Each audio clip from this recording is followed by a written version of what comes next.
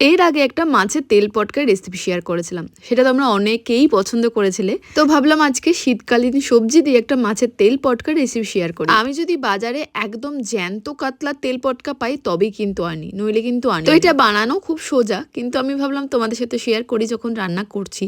তো কড়াইতে তেল দেওয়ার পরে এত ফুটছিল, আমি দৌড়ে হাত দূরে চলে গেছি। মাছের তেলটাকে নুন হলুদে ভালো করে রান্না করার পরে দেখো এতটা তেল বেরিয়েছে। আর মাছের তেলটাকে না আমি খুব ভালো করে ভাজা ভাজা করে নিয়েছি, যাতে কোনো রকম আষ্টা গন্ধ না আসে। আমি আজকে তেল পটকাটাকে ঠিক এরকম একটু ভাজা ভাজা মতোই খেতে চেয়েছিলাম, মানে এটা কিন্তু পোড়া নয়, এটা কিন্তু আলাদা ধরনের একটা টেস্ট। তেলগুলোকে ফেলে নেওয়ার পরে দেখো এখানে আমি পেঁয়াজটাকেই ওই তেলেই ভাজা ভাজা করে নিয়েছি।